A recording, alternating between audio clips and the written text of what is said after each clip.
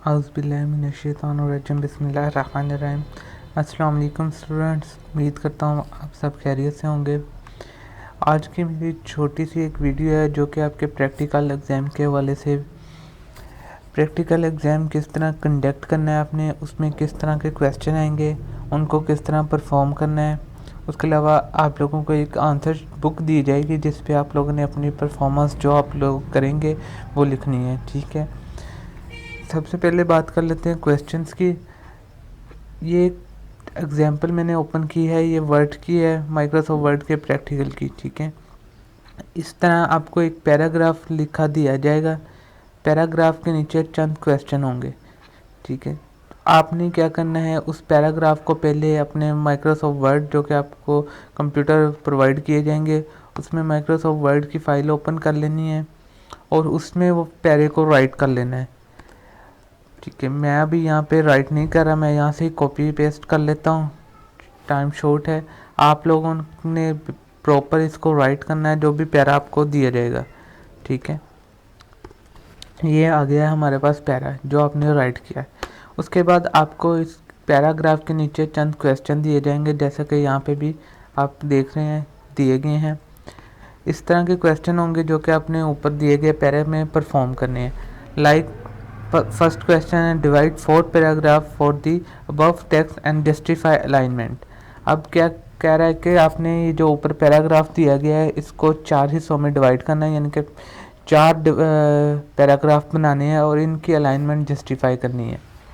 अब 4 पैराग्राफ वहाँ पे आपको बताया जाएगा कि पैराग्राफ कहाँ से स्टार्ट हो रहे हैं। अभी मैं रैंडम इनको 4 पैराग्राफ में डिवाइड कर लेता हूँ। ये मैंने एक पैराग्राफ को 4 पैराग्राफ में डिवाइड कर लिया है, ठीक है। अब उसने सेकंड पार्ट में कहा था एंड जस्टिफाई अलाइनमेंट। तो जस्टिफाई अलाइनमेंट के लिए हमारे पास ऊपर अलाइनमेंट पैनल अवेलेबल होता है, इसमें तमाम जस्टिफिकेशन अवेलेबल हैं। जस्टिफिकेशन कह रहा हूँ बल्कि अलाइनमेंट अवेलेबल होती है। अब चूँकि उसने जस्टिफाई किया है तो जस्टिफाई कहते हैं कि दोनों साइड से इक्वल। आप यहाँ पे आप देख रहे हैं यहाँ से तो लाइन इक्वल है, लेकिन यहाँ से ये लाइन यहाँ पे ख़त्म हो रही है, ये यहाँ पे सेकंड पैराग्राफ में देखें ये यहाँ पे ख़त्म हो रही है, ये लाइन यहाँ पे, ये जस्टिफाई नहीं है, ये जो है ये लेफ़्ट अलाइन पैराग्राफ्स हैं। जब हमने इसको जस्टिफाई करना है तो सारा को सिलेक्ट करके यहाँ पे जस्टिफाई का ऑप्शन अवेलेबल है, इसके शॉर्टकट की कंट्रोल जे होती है, ठीक है। इस पर क्लिक कर देना तो ये देखें ये लाइन जो है जस्टिफाई हो गई हैं, यहाँ से भी और यहाँ से भी इक्वल हो गई हैं, ठीक है। सेकंड क्वेश्चन को देख लेते हैं। सेकंड क्वेश्चन हमारा है, make drop cap the first letter of the second paragraph. Second paragraph के फर्स्ट लेटर पे ड्रॉप कैप अप्लाई करना है। तो आपने सेकंड पैराग्राफ पे क्लिक करना है, कर्सर को इंसर्ट के बटन पे जाना है, ये ऊपर टैब्स दी गई हैं, इंसर्ट की टैब पे क्लिक करना है। यहाँ पे आपको ड्रॉप कैप का ऑप्शन अवेलेबल है, ठीक है। इसका लोगो देख लें, ऐसा लोगो होता है। कुछ जो हमारे ओल्ड वर्जन है वर्ड के उस पर तो प्रॉपर लिखा भी होता है, लेकिन न्यू वर्जन में लिखा नहीं है। तो ये देख लें, ये इसका ड्रॉप कैप का लोगो है, इस पर क्लिक करना है और ये सेकंड पे क्लिक कर देना, तो ये ड्रॉप कैप अप्लाई हो गया है। हमारा सेकंड क्वेश्चन भी कंप्लीट हो गया है। अब थर्ड जो इसका पार्ट है, make 1.5 inch line spacing for the third paragraph. कि जो हमारा थर्ड पैराग्राफ हमने बनाया है, मींस कि ये वाला, इसमें 1.5 इंच की लाइन स्पेसिंग अप्लाई करनी है। तो आपने पहले पैराग्राफ को सिलेक्ट कर लेना है, थर्ड पैराग्राफ को या जो भी पैराग्राफ कहा गया है। यहाँ पे लाइन स्पेस पैराग्राफ के ही पैनल में होम की टैब पे पैराग्राफ के पैनल में हमारे पास लाइन स्पेसिंग का ऑप्शन अवेलेबल है। इसमें 1.5 उसने कहा था तो उस पर क्लिक कर देना है, तो 1.5 अप्लाई हो गया। ये हमारा थर्ड पार्ट भी कंप्लीट हो गया। Change font size on 17 point for the next paragraph for the last paragraph. तो लास्ट पैराग्राफ हमारे पास ये है, उसने कहा है कि इसका फॉन्ट जो साइज़ है वो 17 करना है। जब आप पैराग्राफ को सिलेक्ट करेंगे तो आपके पास ऊपर भी पैनल आ जाएगा, लेकिन अगर ऊपर पैनल नहीं आता तो यहाँ पे आप इस पैराग्राफ को जब सिलेक्ट करेंगे, ठीक है, इसको मैं सिलेक्ट कर लेता हूँ पैराग्राफ को। ये सिलेक्ट किया तो यहाँ पे देखें फॉन्ट साइज़ में, यहाँ पे होम के टैब में फॉन्ट के ग्रुप में हमारे पास फॉन्ट साइज़ आ रहा है। इस पर क्लिक करेंगे इस पे आप देखें हमारे पास 17 अवेलेबल नहीं है, 16 के बाद 18 है, तो आपने 18 या 16 नहीं कर देना, बल्कि हम यहाँ पे लिख सकते हैं, हम यहाँ पे 17 खुद से लिख देंगे। तो ये देखें, ये इसने क्या किया है, इसका फॉन्ट साइज़ 17 कर दिया, जो यहाँ पे भी आपको शो हो रहा है। ठीक है, उसके बाद है अप्लाई नंबर। नंबर्स आपके पास यहाँ पे अवेलेबल होते हैं, इस पे आप करेंगे तो नंबर अप्लाई हो जाएंगे। अगर बुलेट्स का आ गया है तो इस पर क्लिक करेंगे तो बुलेट्स अप्लाई हो जाएंगी। ठीक है, उसके अलावा क्या है, setup the page layout on landscape orientation. ठीक है, अब पेज लेआउट क्या होता है, लेआउट के पैनल में हमारे पास डिफरेंट टैब्स अवेलेबल हैं, डिफरेंट जो हमारे बटन्स हैं। ओरिएंटेशन दो तरह की होती हैं, पोर्ट्रेट और लैंडस्केप। ठीक है, पोर्ट्रेट जो होती है वो हॉरिजॉन्टल होती है, लैंडस्केप वर्टिकल होती है। उसने लैंडस्केप कहा है तो हम पेज की ओरिएंटेशन लैंडस्केप कर देंगे। उसके अलावा साइज़ आपको कहा जा सकता है कि पेज का साइज़ स्पेसिफाई करें, A4 कर दें या लेटर कर दें, तो यहाँ पे हमारे पास सारे साइज़ अवेलेबल हैं, तो हम जो भी साइज़ क्वेश्चन में लिखा गया होगा हम वो कर देंगे। ठीक है, उसके अलावा मार्जिनस होते हैं। मार्जिन बेसिकली आपको बताए जाते हैं कि इसका मार्जिन इतना कर दें। अब जैसे कि ये क्वेश्चन है तो इसमें बताया गया कि सेट अप 1.50 एंड राइट 1.05। तो अगर आपको मार्जिन स्पेसिफाई नहीं बताया गया, लाइक ऐसे नॉर्मल मार्जिन, नैरो मार्जिन या जो भी वाइड मार्जिन कोई नहीं बताया गया, कोई स्पेसिफिक मार्जिन बताया गया है कि आप टॉप से इतना मार्जिन करें, लेफ़्ट से इतना करें, राइट से इतना करें, तो मार्जिन में कस्टम मार्जिन पे आपने क्लिक करना है। तो यहाँ पे आपको सारे अवेलेबल हैं, टॉप, बॉटम, लेफ़्ट, राइट।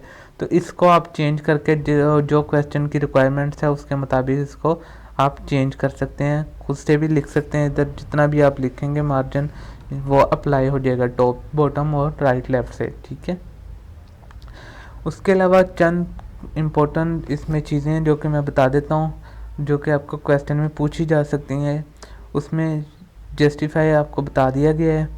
उसके अलावा फ़ॉन्ट स्टाइल का कहा जा सकता है कि फ़ॉन्ट चेंज करें इसका। आप इसका टाइम्स न्यू रोमन है, मैं कह देता हूँ इसका कैलबरी फ़ॉन्ट करें। तो आपने ये फ़ॉन्ट पे जाना है, यहाँ से कैलबरी फ़ॉन्ट सर्च भी कर सकते हैं आप, और यहाँ पे क्लिक करेंगे तो आपको सारे फ़ॉन्ट स्टाइल मिल जाएंगे। ठीक है, उसमें से आपने कैलबरी को फाइंड करना है और कैलबरी पे क्लिक कर देना है, तो हमारा जो फ़ॉन्ट स्टाइल है वो चेंज हो जाएगा।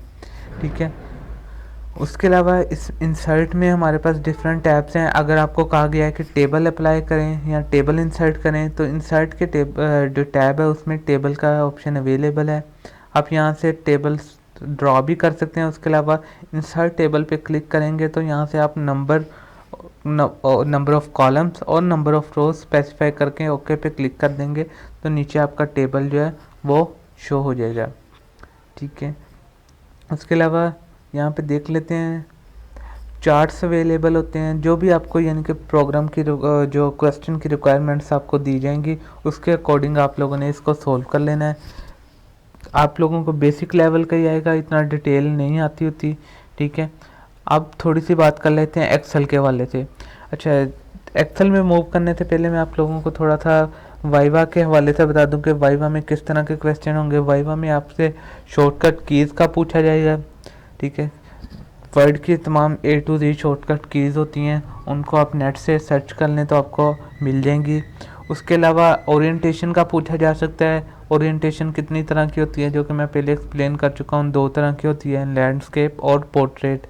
ठीक है, उसके अलावा एक्सटेंशन का पूछा जा सकता है कि वर्ड की एक्सटेंशन क्या होती है। तो जो वर्ड के 2007 से प्रीवियस वर्जन थे उनकी एक्सटेंशन .doc थी, और जो लेटेस्ट वर्जन है उनकी जो एक्सटेंशन है वो .docx है। ठीक है, इसी तरह हमारे पास एक्सेल की एक्सटेंशन का पूछा जा सकता है। पावर पॉइंट की एक्सटेंशन PPT होती है, एक्सेल की .xlx होती है। ठीक है, इस तरह PDF की हमारे पास .pdf होती है। तो ये एक्सटेंशन पूछी जा सकती हैं। उसके अलावा जो आपके एक्सेल के हवाले से जो वाइवा में क्वेश्चन आते हैं वो होते हैं कि सेल को किस तरह रिप्रेजेंट किया जाता है। एक्सेल पे मूव करते हैं, मैं आपको दिखाता हूँ। वर्ड के इससे ज़्यादा डिटेल में आई थिंक नहीं आएंगे। ठीक है, अब एक एक्सेल की फ़ाइल मैं यहाँ पे क्रिएट कर रहा हूँ।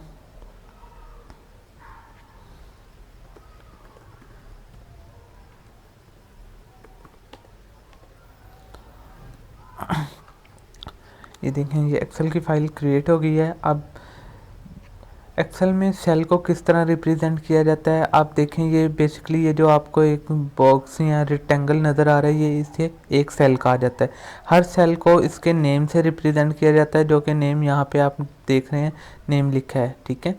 ये सेल नेम कहलाता है और हर सेल का अपना एक नेम होता है।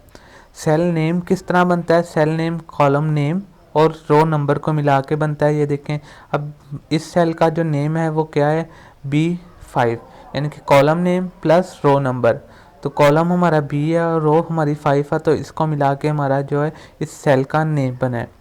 सेल नेम में सबसे पहले कॉलम नेम आता है, उसके बाद रो नंबर आता है, ठीक है। ऐसे नहीं होगा 5B या 10C, हमेशा जहाँ पे आप क्लिक करेंगे पहले कॉलम नेम आएगा, उसके बाद रो नंबर आएगा। यहाँ पे आप देख सकते हैं कि जैसे मैं किसी दूसरे सेल पे क्लिक करता हूँ तो ये चेंज हो जाता है।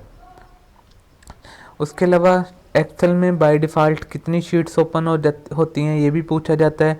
तो जो हमारे ओल्ड वर्जन थे 2007 या उससे प्रीवियस, तो उसमें बाय डिफ़ॉल्ट 3 शीट्स अवेलेबल होती थी, लेकिन जो लेटेस्ट वर्जन है उसमें जस्ट 1 शीट अवेलेबल होती है बाय डिफ़ॉल्ट। अगर आपने मज़ीद शीट्स ओपन करनी हो तो साथ में प्लस का निशान दिया गया होता है, इस पर क्लिक करते रहेंगे तो आपकी शीट्स जो हैं वो ओपन होती रहेंगी, ठीक है। उसके अलावा एक्सेल में जो प्रैक्टिकल के हवाले से क्वेश्चन आते हैं वो इस तरह के आ सकते हैं कि शीट का नेम चेंज करें, तो इस पे जाके आपने राइट क्लिक करना है, रीनेम पे क्लिक कर देंगे तो इसमें आप शीट का नेम अपना लिख सकते हैं। जैसे मैं यहाँ पे BSCS लिख रहा हूँ, यहाँ पे मैं कुछ और लिख देता हूँ, BS मैथ लिख देता हूँ, ठीक है। तो इस तरह आपको शीट नेम चेंज करने का कहा जा सकता है। एक्सेल में अब किस तरह का क्वेश्चन आता है, एक्सेल में आप लोगों को एक टेबल दिया जाएगा, टेबल के कुछ नेम होंगे, ठीक है। लाइक मैं यहाँ पे डेटा एंटर कर लेता हूँ, रैंडम डेटा मैं फ़िलहाल एंटर कर रहा हूँ। इसी तरह B के कॉलम में भी कुछ डेटा एंटर कर लेते हैं। ये रैंडम डेटा मैंने एंटर कर लिया है। अब इसमें आप लोगों को नेक्स्ट कॉलम में आपको कोई फार्मूला दिया जाएगा, ऊपर लिखा होगा लाइक A+B लिखा होगा, यहाँ आगे A multiply by B, A divided by B, इसको डिवाइड कर लेते हैं, A डिवाइडेड बाई B या A माइनस B, इस तरह का लिखा होगा और ये एम्प्टी होंगे। आप लोगों ने इसमें फार्मूले अप्लाई करने हैं। फार्मूला अप्लाई करने का तरीका क्या होता है कि सबसे पहले प्लस का जो इक्वल का साइन डालना है, उसके बाद आप लोगों ने अब चूँकि ऊपर A दिया गया है तो पहले A वाली रो में क्लिक करना है, उसके बाद जो साइन दिया गया है उसको एंटर करना है और देन B वाली रो को क्लिक करके एंटर प्रेस कर देना है।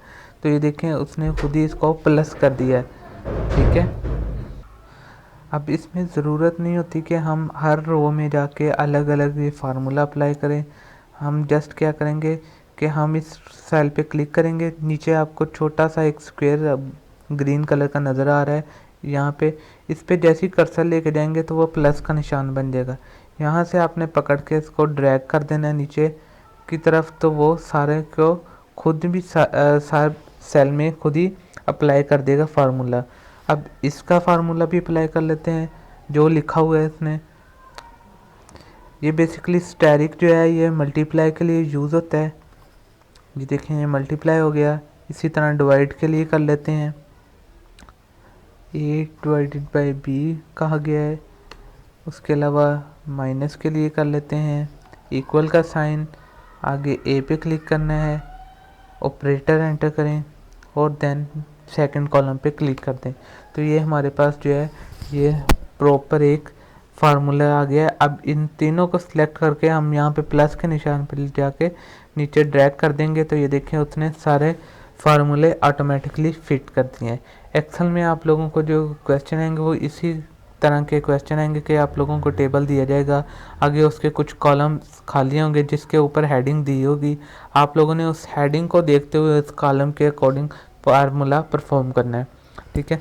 उसके अलावा जैसे वर्ड में हमारे पास था साइज़, तो वो यहाँ पे भी अवेलेबल है। आप खुद से साइज़ एंटर भी कर सकते हैं और यहाँ से ड्रॉप डाउन से सिलेक्ट भी कर सकते हैं। उसके अलावा स्टाइल यहाँ पे भी अवेलेबल होता है, स्टाइल भी आप अप्लाई कर सकते हैं, ठीक है। उसके अलावा इंसर्ट की टैब में डिफरेंट चीज़ें अवेलेबल हैं, हमारे पास टेबल है। उसके अलावा एक्सेल में हमारे पास जो पूछा जा सकता है वो यहाँ पे मर्ज सेल का पूछा जा सकता है। तो मर्ज कहते हैं कि दो सेल या दो से ज़्यादा सेल्स को इकट्ठा कर देना। अब लाइक मैं इन तमाम सेल, ये जो मैंने तकरीबन 6 सेल सेलेक्ट किए हैं, अब मैं इसको जब मर्ज करना चाहूँगा, एक ही सेल में कन्वर्ट करना चाहूँगा, तो यहाँ पे देखें मर्ज एंड सेंटर का ऑप्शन अवेलेबल है। इस पर क्लिक कर देंगे तो ये देखें ये अब एक सेल बन गया है, मर्ज हो गया है, कंप्लीट हो गया, 6 सेल को मिला के एक सेल बन गया है, ठीक है। तो इस तरह के क्वेश्चन आपको पूछे जा सकते हैं एक्सेल के हवाले से। अगर पावर पॉइंट के हवाले से क्वेश्चन आता है तो उसमें आपसे एनिमेशंस का पूछा जा सकता है, ट्रांजैक्शंस का पूछा जा सकता है, ठीक है। लेकिन आप लोगों का जो प्रैक्टिकल है उसमें वर्ड और एक्सेल इंक्लूड है। उसके अलावा वाइवा क्वेश्चन भी मैंने आप लोगों को बता दिए हैं। वाइवा क्वेश्चन में आप लोगों का शॉर्टकट कीज़ का पूछा जा सकता है, एक्सटेंशन का पूछा जा सकता है। उसके अलावा आप लोगों के जो एक्सेल के हवाले से मैंने बताया फार्मूला पूछे जा सकते हैं, या सेल को किस तरह रिप्रेजेंट किया जाता है, ओरिएंटेशन कितनी तरह की होती हैं, ठीक है स्टूडेंट। फ़िलहाल आप लोगों के लिए यही प्रैक्टिकल है और यही कोर्स है प्रैक्टिकल का। उम्मीद करता हूँ आप लोगों को वीडियो की समझ लगी होगी। अगर कोई क्वेश्चन है, कोई कन्फ्यूज़न है, तो आप अपने मुतल्लिका टीचर से भी डिस्कस कर सकते हैं या इस वीडियो के नीचे कमेंट करके भी पूछ सकते हैं। उम्मीद करता हूँ आप लोगों को समझ लगी होगी। मिलते हैं नेक्स्ट लेक्चर में, मिलते हैं प्रैक्टिकल में। तब तक के लिए अल्लाह हाफिज़।